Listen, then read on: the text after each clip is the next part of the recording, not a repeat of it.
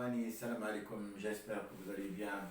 Donc je continue toujours sur la série des exercices de l'équilibre statique. Alors ici je reprends, c'est-à-dire une autre poutre. Cette fois-ci, donc la poutre elle repose sur deux appuis, c'est-à-dire deux appuis simples, d'accord, l'appui A et l'appui B. Et la seule différence qu'il y a ici, c'est que vous avez une charge qui est uniformément répartie, mais c'est-à-dire elle n'est pas, c'est-à-dire dans la section, elle est, c'est-à-dire fait un triangle. C'est pas comme la dernière fois qu'on a vu une section qui était rectangulaire. Et vous avez bien sûr la force F1 et vous avez la force F2. Les distances que vous avez, donc, ils sont mentionnés ici. Vous avez entre A et la force F1 1 mètre. Et bien sûr, le départ, c'est-à-dire de la charge, puisque c'est un triangle, vous avez le départ Q0, c'est-à-dire entre F1 et Q0, vous avez 1 mètre. Entre Q0 et Q1, c'est-à-dire Q maximum, hein, qui est ici, vous avez 3,2 mètres. 1,4 mètres entre Q1 et F2 et 0,4 mètres entre F2 et B. Alors, comme donné, nous avons F1 180 décanewtons, F2 130 décanewtons, Q0, bien sûr, c'est le départ de la charge, elle fait 0, hein. Et puis Q1, c'est-à-dire c'est là où il y a la charge maximale, elle fait 150 décanewtons par mètre. Alors, comme je viens de dire, la seule chose qui est, c'est-à-dire dans l'exercice, hein, qui diffère par rapport aux exercices précédents, c'est que la charge, elle a une section, hein, triangulaire. Alors, je vais commencer déjà par poser un peu les différentes forces que nous avons, hein, comme on a vu pour la dernière fois. Donc, qu'est-ce que j'ai comme force? Ici, comme c'est une articulation simple, ça veut dire que j'ai une seule réaction. Cette articulation me permet d'éliminer un seul degré de liberté. Donc, je vais avoir une seule réaction au point A et une réaction au point B. Alors, ces réactions, bien sûr, je vais les placer. Hein, donc, vous allez avoir une réaction au point A, hein, cette réaction au point A, RA, que je vais appeler RA, d'accord, que je vais appeler RA. Et vous allez avoir une autre réaction au point B, que je vais appeler RB. Que je vais appeler RB. Et bien sûr, nous avons, bien sûr, c'est-à-dire la charge équivalente, hein, la réaction équivalente de ma charge, qui est située au centre de gravité, d'accord, de ce triangle, dont je ne connais pas, c'est-à-dire je ne connais pas la position du centre de gravité, que nous allons définir tout de suite. Alors, la charge maximale que vous avez ici, normalement, c'est la section, hein, de ce triangle. Et la section de ce triangle, normalement, c'est cette hauteur, d'accord, que multiplie cette hauteur divisée par 2. Hein. C'est-à-dire que la charge Q, hein, Q, que je suis en train de chercher, la Q, par exemple, Q, hein, la charge Q, que je ne connais pas, elle est égale à cette distance, si j'appelle ça petit h, et j'appelle ça petit l, d'accord, c'est la distance, c'est-à-dire c'est h, que multiplie l, d'accord, sur 2. Et h ici, c'est Q1 maximal, donc c'est la charge maximale que j'ai ici, va être égale à 150, que multiplie la longueur L qui est égale à 3,2, et le tout divisé par 2. Ça, c'est ma charge maximale, c'est-à-dire, si vous voulez, c'est la charge qui s'applique dans ce triangle-là. Hein, c'est toute cette section, hein, qui englobe cette charge. Elle va être égale, donc je vais trouver une charge égale, qui est égale à 240 décanewtons. Voilà la valeur de ma charge Q. Maintenant, qu'est-ce qu'il me reste à faire? Il me reste à déterminer, bien sûr, la position de cette charge. Donc, ici, c'est important à connaître, d'accord, comment définir votre charge si toutefois vous avez un cas c'est-à-dire de charge qui est, c'est-à-dire triangulaire. Maintenant, je vais déterminer le centre de gravité, ou bien si vous voulez, la position, hein, c'est-à-dire la position de placement de ma charge Q. Elle va être placée quelque part ici, hein, dans mon triangle. Alors, pour ce faire, nous avons deux méthodes. Alors, la première méthode, bien sûr, pour tracer, c'est-à-dire je prends mon triangle, je vais tracer le centre de gravité de mon triangle. Alors pour tracer le centre de gravité de mon triangle, je prends, c'est-à-dire la médiane, c'est-à-dire la moitié de cette longueur, si vous voulez, hein, le côté adjacent, la longueur. Je prends la moitié de ce côté, l'hypoténuse si vous voulez. Alors je joins le sommet ici, le point, je prends le point, le maximum, je vais l'appeler O. Je joins, c'est-à-dire O avec, hein, je vais appeler ici O, A, B, voilà. Je joins OA, je vais joindre OA, d'accord? Et je vais joindre ici, j'appelle ça O', O'B. Et là, bien sûr, voilà, j'ai mon centre de gravité G.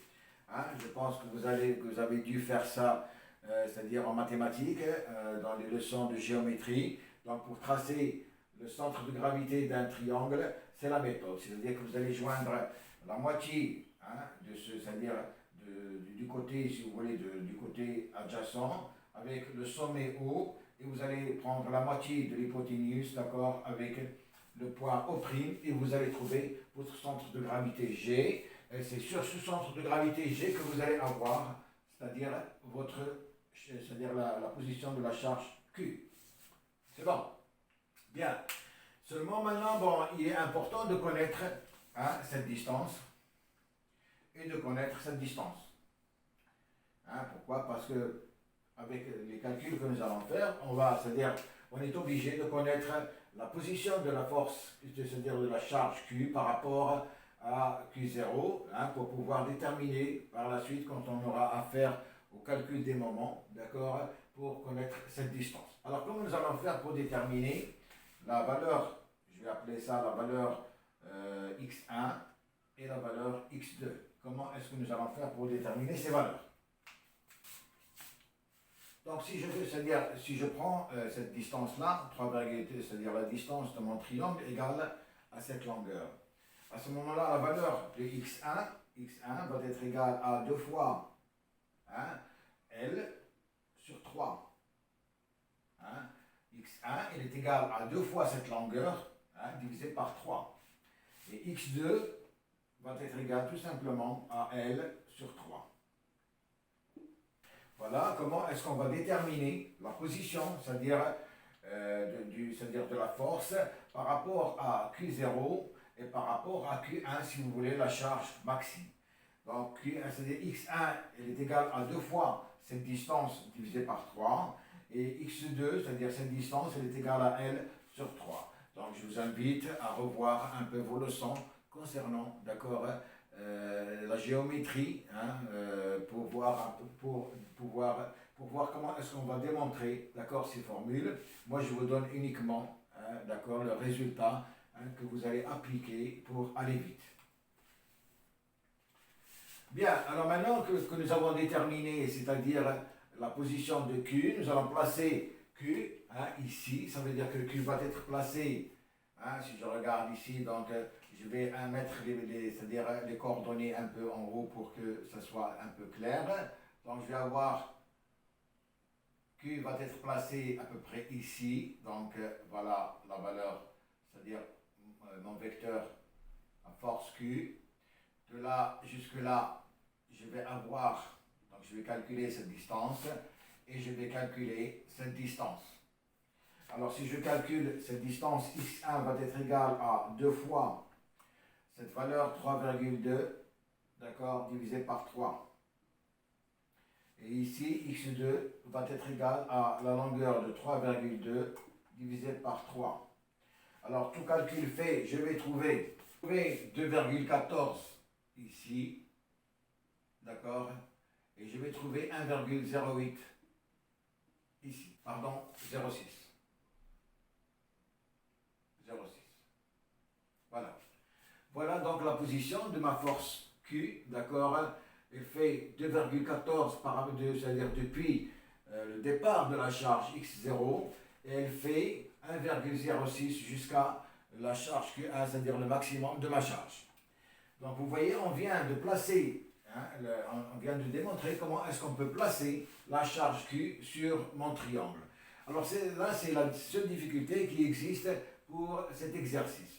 Bien, maintenant nous allons, c'est-à-dire déterminer la valeur de RA et la valeur de RB en appliquant les deux théorèmes de la statique, puisque nous sommes en train c'est-à-dire de résoudre un problème d'équilibre statique. Alors nous allons passer au calcul, donc nous allons appliquer, c'est-à-dire nous allons placer toujours les deux axes, x, y, d'accord. Nous allons placer notre sens positif des moments et on va, c'est-à-dire la première équation, c'est la somme des forces extérieures égale à 0. La deuxième équation, somme des moments des forces extérieures égale à 0. Je pense que jusque-là, vous êtes capable de placer votre système d'axes et placer vos deux équations.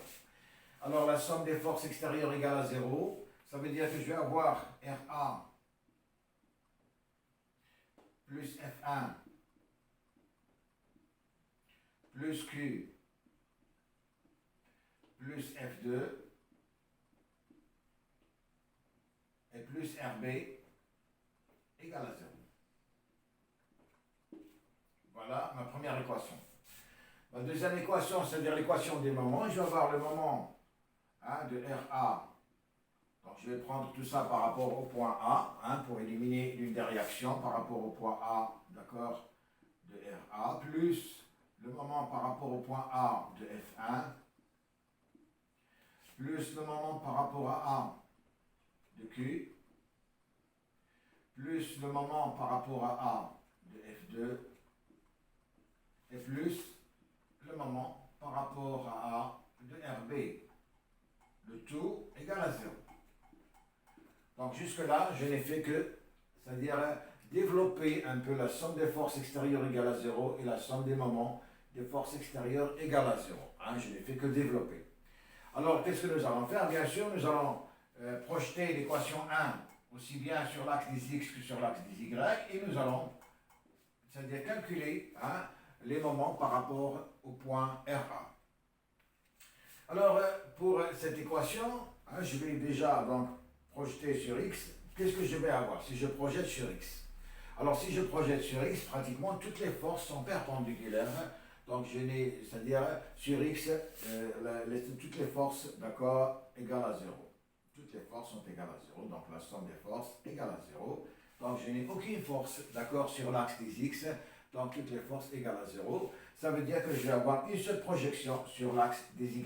C'est la seule projection que je vais avoir, puisque toutes les forces sont parallèles à l'axe des y. Alors, je vais avoir, bien sûr, la force RA qui est positive, RA. F1 négatif, donc moins F1. Alors, la Q, elle est dirigée vers le bas, donc elle est négative, moins grand Q, moins F2, et plus RB égale à 0. Donc voilà la projection de cette équation, de l'équation 1 sur l'axe des Y. Alors ici, bien sûr, j'ai RA et RB, deux inconnus, j'ai une seule équation, donc je vais devoir passer par l'équation des moments. Alors je vais prendre les moments par rapport à A, comme ça je vais éliminer A, puisque A, il est situé sur A. Alors qu'est-ce que je vais avoir? Je vais avoir le moment de F1, F1 tourne dans le sens négatif, donc je vais avoir moins F1, que multiplie cette distance 1, qui multiplie 1, d'accord? Je vais avoir ici Q, c'est cette force-là Q. Donc Q normalement, c'est-à-dire elle se situe à 2,14 mètres de Q0. Donc je vais avoir, elle tourne dans le sens négatif, je vais avoir moins Q, moins grand Q, Q multiplie. Alors j'ai ici 2,14 plus 2, c'est-à-dire 4,14, qui multiplie 4,14. C'est bon, donc vous voyez l'intérêt d'avoir calculé ces valeurs, c'est-à-dire la position exacte de Q par rapport à A. Ensuite, F2. F2, elle est négative également, donc moins F2, et que multiplie. Donc ici, on a dit, un total de combien? J'ai ici 3,2 plus 1, donc ça veut dire 5,2 plus 1,4, c'est-à-dire 6,6. D'accord? 6,6. Que multiplie 6,6. Et bien sûr, RB positif plus RB, d'accord, qui multiplie Hein, 6,6 plus 0,7, ça fait 7. Je multiplie 7 égale à 0. Donc voilà ma deuxième équation. De là, bien sûr, j'ai une inconnue, donc je vais pouvoir calculer RB ici, et après je vais sortir, c'est-à-dire je remplace RB par sa valeur et calculer RA, hein, chose qui est très simple. Donc de là, de cette équation, je vais appeler ça équation, donc 1, 2, je vais appeler ça 3, et là 4. Alors de l'équation 3, je vais avoir RA qui est égal à F1 plus Q plus F2 moins RB. D'accord? Et l'équation 4, je vais avoir RB qui va être égal, hein, à F1 plus 4,14 Q, hein, plus 6,6 F2, le tout sur 7. C'est bon. Donc voilà le calcul du RB et voilà le calcul du RA. Donc si vous c'est-à-dire vous allez calculer RB en premier et ensuite vous allez c'est-à-dire remplacer la valeur de RB ici pour calculer RA. Donc si on fait un calcul, qu'est-ce que nous allons trouver? Nous allons trouver donc RA, on va voir combien elle va être égale, et RB, on va voir combien elle va être égale. Donc je vais faire le calcul. Donc je vais calculer déjà RB, donc RB va être égal à F1, F1 on a dit 180, plus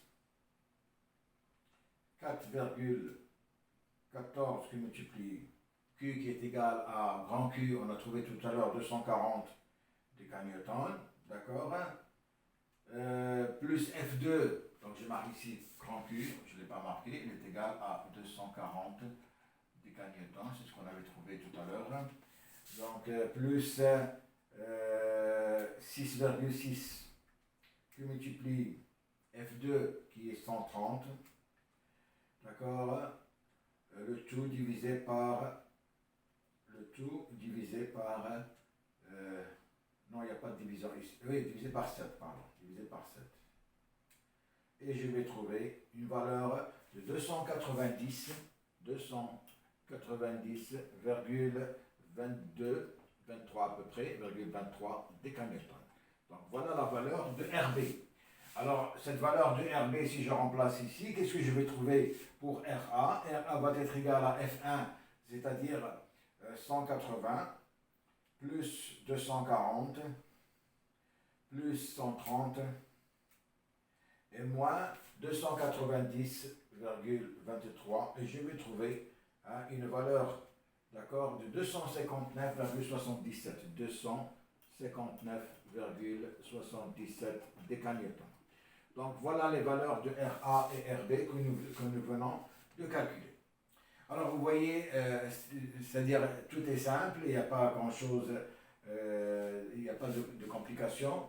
Donc comme je viens de dire tout à l'heure, la seule complication qu'il y a, c'est que nous avons une charge répartie sous forme de triangle et qu'il faut positionner, c'est-à-dire la résultante de la charge et la positionner par rapport à Q0 et par rapport à Q1 pour pouvoir, c'est-à-dire trouver sa position exacte par rapport à A ou bien par rapport à B, tout dépend c'est-à-dire du moment que vous, c'est-à-dire du calcul de votre moment. Alors bien sûr Q, elle est placée au centre de gravité de ce triangle. On a vu tout à l'heure comment est-ce qu'on pouvait déterminer ce centre de gravité. Alors comme j'ai dit tout à l'heure, je vous invite à revoir vos leçons concernant la géométrie des triangles. Voilà, je vous remercie et à la prochaine, Inch'Allah.